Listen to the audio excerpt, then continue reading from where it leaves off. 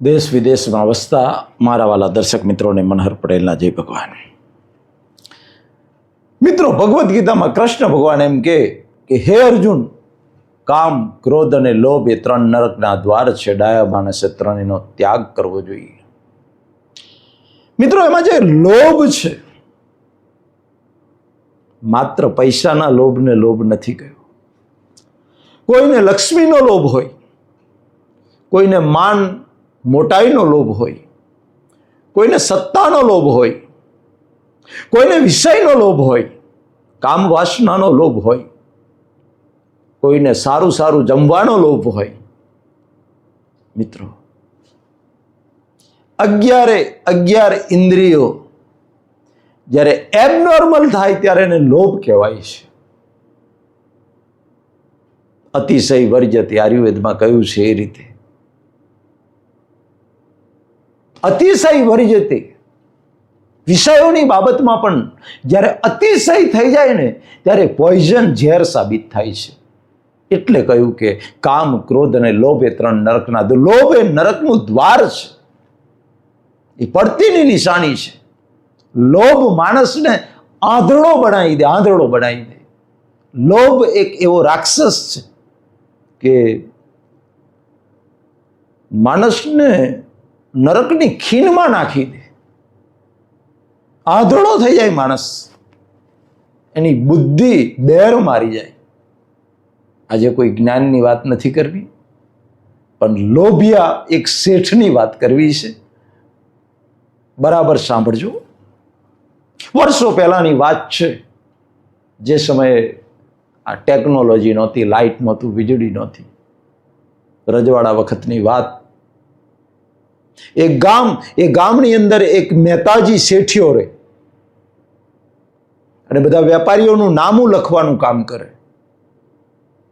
Light હતી નહીં, એટલે ફાણસના અજવાળે, કેરોસીન, ફાણસ હવે તો જોવા નથી મળતી, ભંગારમાં જોવા નથી મળતી.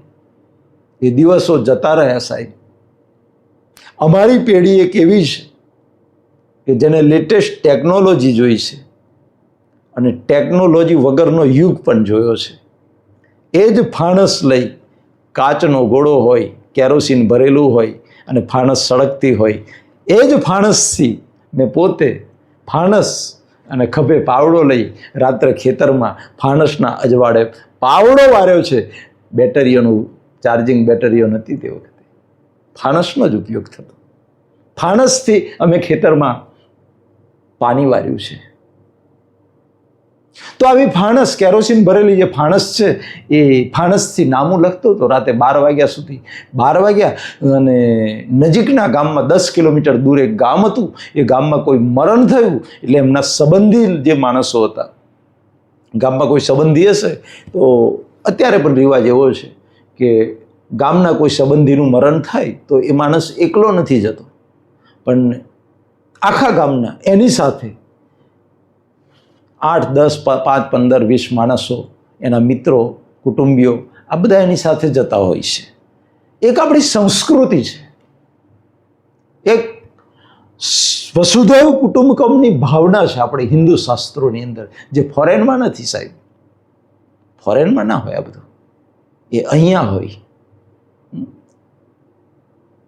મારા મિત્રના સાસુ અપ થઈ ગયા હોય તો એ એકલો ના જાય, આખા ગામમાંથી બધા એક ઘેરથી એક જણ જાય અને ટ્રેક્ટર ભરીને કે કોઈ વ્હીકલની અંદર જતા રહે.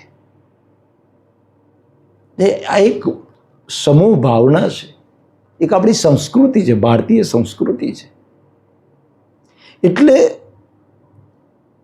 એ જેને 10 કિલોમીટર ગામમાં જેના સંબંધીનું મરણ થયું હતું, એ માણસ પેલા શેઠને કહેવાયો કે ભાઈ મારે મરણ થયું છે, આ રીતે આપણે જવાનું છે, રાતના 12 વાગ્યા છે, 10 કિલોમીટર કાપવાના છે, 1-1.5 વાગે નીકળીએ તો સવાર પડતા આપણે પહોંચી રહીએ.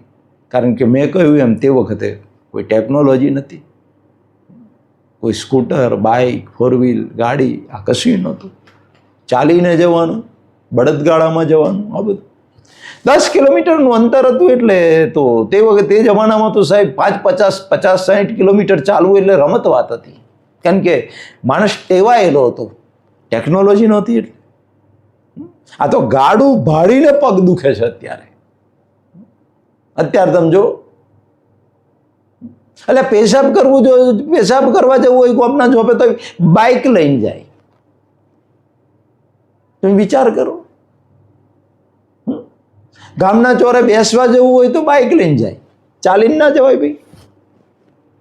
હા, ગાડું ભારીને પગ દુખે એનું નામ. હવે 100 રૂપિયાની પાર ગયું છે પેટ્રોલ. ધીમે ધીમે ધીમે હવે બાઇકો, અમારા ગામડામાં તો જે લોકો ફરતા હતા આમ, મેં કહ્યું એ રીતે કે ઘરની બહાર નીકળ્યા નથી ને કીક મારી નથી, બીજા ફરીએ જવું હોય તો બુલેટ લઈને જાય. એટલે ધીમે ધીમે હવે એવું ઓછું થવા માંડ્યું છે, અને મને તો લાગે છે કે ભવિષ્યમાં કદાચ બંધ પણ થઈ જશે. એટલે આ લોકો પગે ચાલીને જતા, 10 કિલોમીટર એમના માટે કશું ના કહેવાય. એટલે કે આપણે 1-1.5 વાગે નીકળીએ અહીંયાથી, પહોંચી જઈએ. ગામના બધા માણસો, 5-25 માણસો ભેગા થયા. એમાં શેઠ પણ હતા.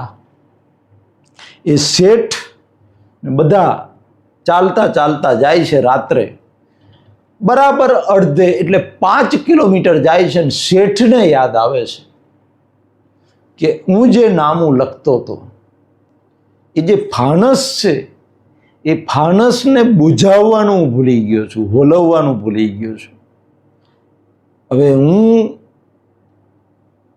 આ લાકડા ઉપર જઈશ, મર્યા ઉપર જઈશ, સવારે પાછો આવીશ, ત્યાં સુધી કાલે જ ફાણસની આખી ટાંકી કેરોસીનથી ભરી છે.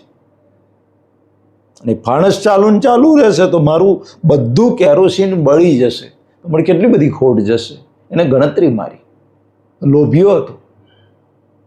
એટલે 5 કિલોમીટર અડધેથી બધાને કહ્યું કે હવે તમે બધા જાઓ, મારે ખાસ અંગત કામ આવી પડ્યું છે, એટલે હું પાછો જાઉં છું. તમારે સવાર પડતા તો હું આવી જાઉં છું તમારી પાછળ પાછળ. અડધેથી પાછો આવ્યો, બારનું બંધ હતું. એટલે બારને ટકોરા માર્યા. શેઠાણીને કહ્યું કે જાગું છું કે ઊંઘું છું? કે જાગું છું. શેઠાણી અંદર રહીને પૂછ્યું કે કેમ પાછા આવ્યા? તો કે હું જે ફાણસથી નામું લખતો હતો, હિસાબ લખતો હતો, એ ફાણસ હુલાવવાનું ભૂલી ગયો, બુઝાવવાનું ભૂલી ગયો છું, એટલે અડધેથી હું પાછો આવ્યો છું.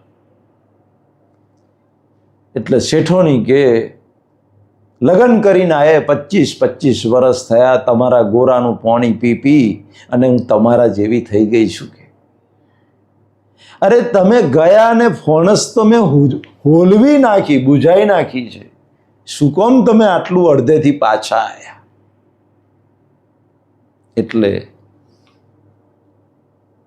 શેઠોની ધીમે રહીને કહ્યું કે તમે કેરોસીનની લાઈમાં, કે કેરોસીન બધું બળી જશે એની લાઈમાં અડધેથી પાછા આવ્યા, કેરોસીનનો હિસાબ માર્યો, પણ તમે બીજો હિસાબ માર્યો.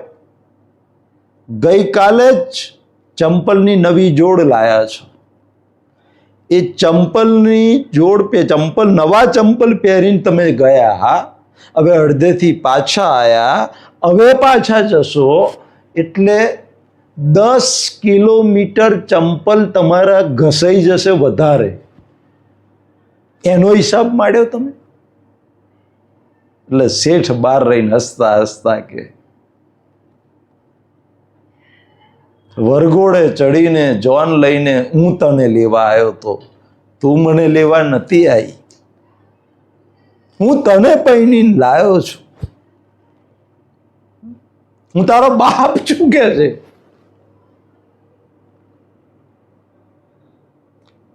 તું હજુ મને ઓળખી શકી નહીં. 25 વર્ષ સાથે રહ્યા છતાંય મને ઓળખવામાં તે થાપ ખાધી છે.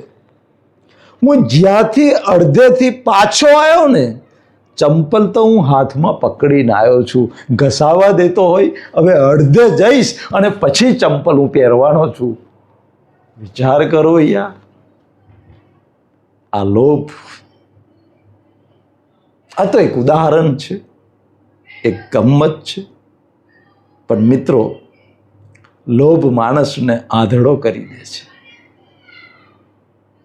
ક્યારેય જીવનમાં લોભને સ્થાન ના આપશો. લોભ એ પાપનું મૂળ છે, આવું આપણી સંસ્કૃતિ કહે છે. કેમ?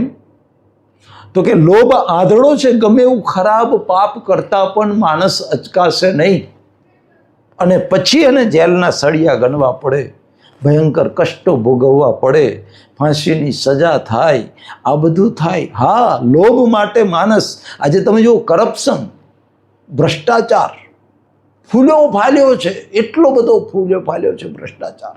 તમે જુઓ, તમે જતા હશો ઓફિસની અંદર, સરકારી ઓફિસોમાં બધે જતા હશો તો બધાને અનુભવ છે. કેમ આટલો ભ્રષ્ટાચાર? એનું મૂળ છે લોભ, એનું રૂટ કોઝ છે લોભ. માણસને સંતોષ નથી. સાઈ ઇતના દીજીએ, કુટુંબ પોષણ થાય, મેં ભી ભૂખા ન રહું, અતિથ ન ભૂખો જાય. આપણી સંસ્કૃતિ છે.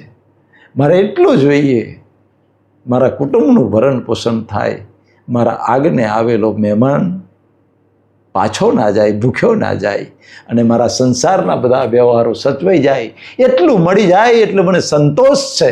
એનાથી ઉપરનું મળે ને તો હું પરમાર્થ માટે વાપરી નાખું, બીજાના સુખ માટે વાપરી નાખું, અને એને પુણ્યમાં કન્વર્ટ કરી દઉં, કે જે મૃત્યુ પછી જે પુણ્ય મારી સાથે આવવાનું છે. બુદ્ધિશાળી માણસ આને કહેવાય, આને કહેવાય મિત્રો. પણ લોભ જ્યારે માણસની અંદર ઘર કરી જાય છે ને, આજે 5,000નું કરપ્શન કર્યું, કાલે કોઈ મોટી ફાઇલ વાળો આવે 50,000 લઈશ, હા પરમ દિવસ ₹1,00,000 લઈશ. મારી પાસે એક ફાર્મ હાઉસ છે, 2 ફાર્મ હાઉસ કરીશ. મારી પાસે 1 મકાન છે, બીજા 10 મકાન મારા થવા જોઈએ. મારી પાસે 1 એકર જમીન છે, મારી પાસે 100 એકર જમીન થવી જોઈએ. મારી પાસે 5 લાખની એફડી છે, મારી પાસે 50 લાખની એફડી થવી જોઈએ. મારી પાસે 1 કરોડ છે, હું 100 કરોડનો માલિક ક્યારે બનું? એ સપનામાં ને સપનામાં, સપનામાં ને સપનામાં ઘર બનાવ્યું, એફડીઓ મૂકી. રોજ સવારે ઉઠીને લોભિયો માણસ હોય એ એફડીઓ ગણે, તિજોરી ખોલે અને એફડીઓ ગણે. 5 લાખની 6 મહિના પછી પાકશે, આ 10 લાખની 1 વર્ષ પછી પાકશે, આ 15 લાખની 2 વર્ષ પછી પાકશે, આ 20 લાખની 5 વર્ષ પછી છોકરાને પરણાવવાનો થશે ત્યારે પાકશે. એટલે આ એફડીઓ પાકતો જ પાકશે, પણ એ પહેલાં તું પાકી જઈશ એનો તો વિચાર કરી યાર. માણસ ધંધો નોકરી કરે, છોકરા છોકરીને પરણાવે, ને પરણાયા પછી સાહેબ બચત કરી હોય એમાંથી 40-45 વર્ષે પોતાનું મકાન બનાવે, પછી ફર્નિચર બનાવે, પછી થોડો સમય થાય એટલે ફર્નિચર જૂનું થાય એટલે પાછું નવું કરે. ફર્નિચર નવું થાય, ઘરમાં રંગરોગાન કરે, એ ફર્નિચર નવું થાય, ઘર નવું કરવા જાય ત્યાં પોતે જૂનો થઈ ગયો હોય, 60 ને પાર થઈ ગયો હોય, પોતે જૂનો થઈ ગયો હોય ને ઘર નવું કરે. અલા ભાઈ, આ ઘર નવું ના કર, તારા ઘરને જો તારું ઘર જૂનું થઈ ગયું છે, જૂનું રે થયું, દેવળ જૂનું રે થયું, મારો હંસલો નાનો ને દેવળ જૂનું રે થયું. આ દેવળ જૂનું થયું, હવે મકાનોને રંગરોગાન કરવાના મેલતું અંદરનું આ મકાન જે છે, ભાડાનું મકાન, એ મકાનની ચિંતા કર અને એને સાચવ, એને રંગરોગાન કર, અને એને કંઈક નવું મકાન જે છે એ એવું મળે, સારું મળે, મનુષ્ય ગતિનું મળે, દેવ ગતિનું મળે, એવું સુપર હ્યુમનનું જીવન જીવ, તો કુદરત તારા ઉપર ખુશ થશે. કાલે મળીશું. પરમપિતા પરમાત્મા મારા વાલા દર્શકોને લાભવું, નિરોગી આયુષ્ય આપે, હૃદયથી પ્રાર્થના. મનહર પટેલના જય ભારત, જય હિન્દ, જય ગુજરાત.